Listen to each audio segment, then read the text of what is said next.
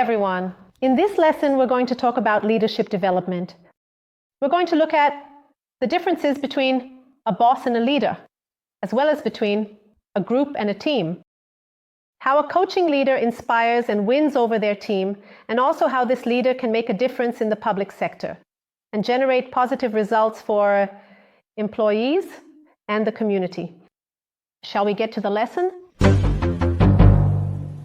Nowadays, the level of demand within companies is higher than ever, and you can't afford to waste any more time. Today, we need great leaders because they are the ones who move the world forward and become memorable in anyone's professional history and in society as a whole. That's what's most interesting. This need is also present in public organizations, meaning that this same leadership must be prepared to manage situations directly related to the interests of the community. Speaking of that, do you know what the difference is between a boss and a leader? What roles does each one play? What is the impact of each one on a team of people? I'm going to show you now. Well, in this picture, you can clearly see what I want to tell you. The difference between a boss and a leader. Just by looking at the picture, you can see the difference. One pointing down and the other pointing up. The boss demoralizes, looks for someone to blame, gives orders, and says I, meaning he is the center of attention. On the other hand, the leader, in turn, supports, takes responsibility, guides, and says we, meaning he stands in front of the team and puts himself alongside them, embracing the team and moving forward together with them. That's what's really cool. That's pretty much the difference between a boss and a leader. And in the same way, people who work under this kind of leadership from bosses and leaders also differ between groups and teams. Exactly. And do you know the difference between these two, group and a team? I'm going to show you too. Look, here in the context of the picture, you can already see the difference, disconnection, and the connection. In other words, within a group, what is the objective? The shared information, loose information. What is the synergy of this group? It's neutral. And sometimes it's also negative. That's true. And what about responsibility? It's individual, meaning I work on my own.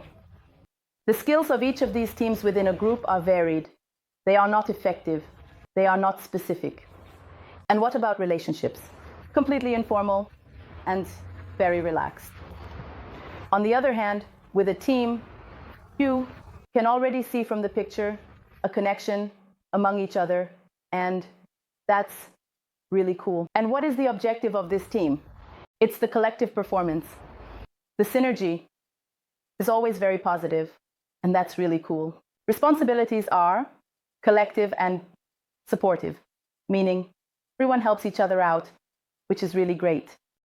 And the skills are complementary, meaning whatever one person lacks, the other will help to complement with what they know, skills and competencies.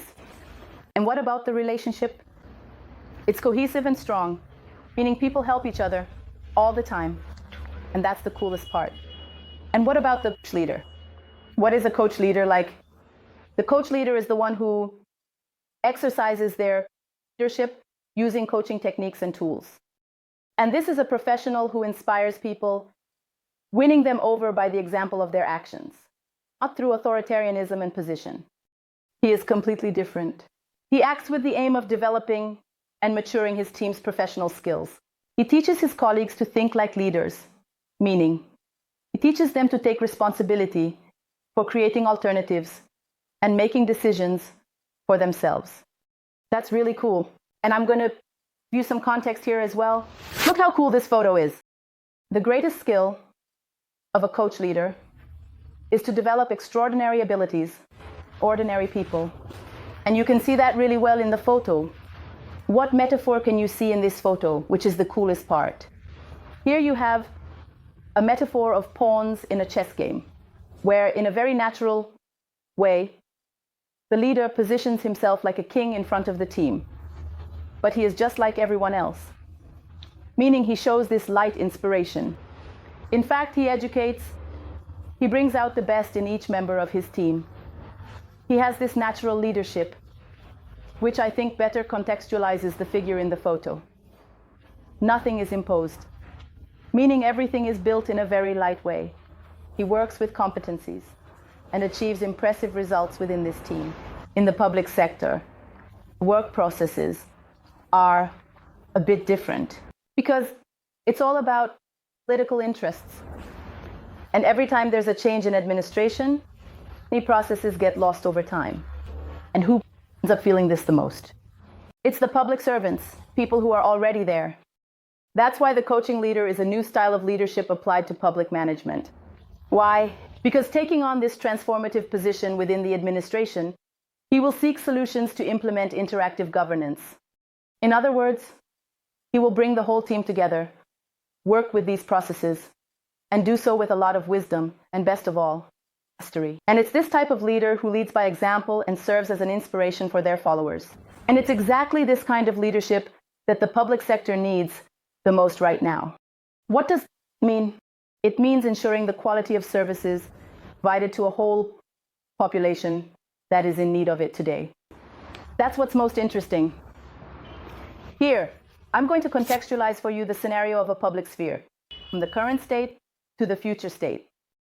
How does a public manager take on public management today? How does this happen? He today absorbs the resources that are available at that moment. He understands that at that moment, there is also a conflict between the teams, the public servants, the people involved in that situation.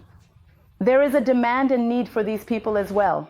There are often missing materials and systems, many unfinished projects.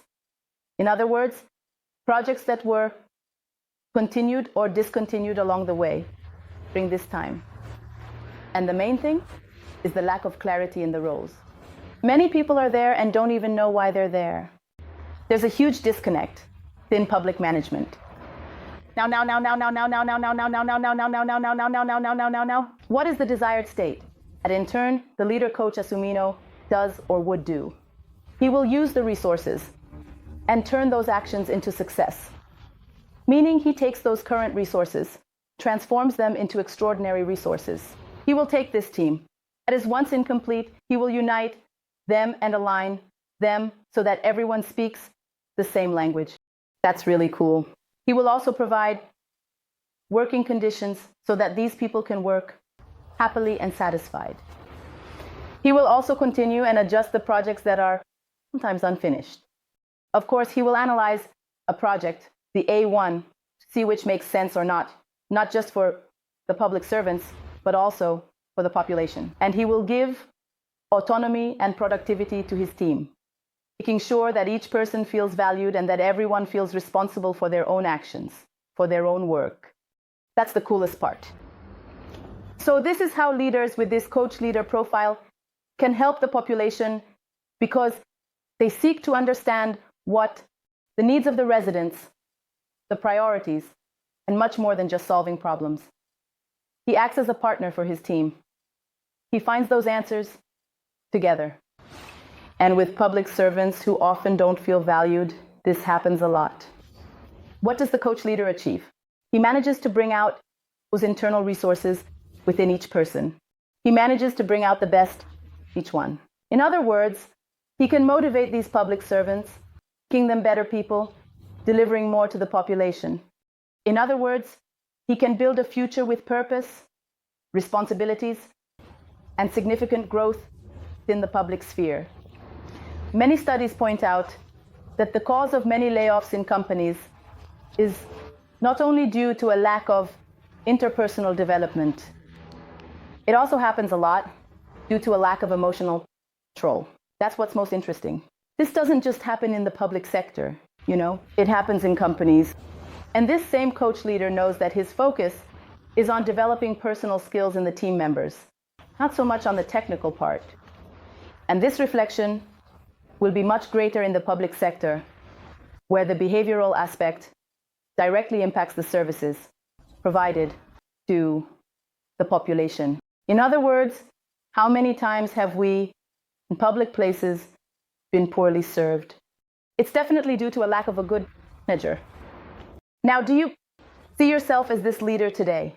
This coach leader, if you identified with this profile, this leadership style, and are interested in diving deeper into the topic of public management, get in touch with us.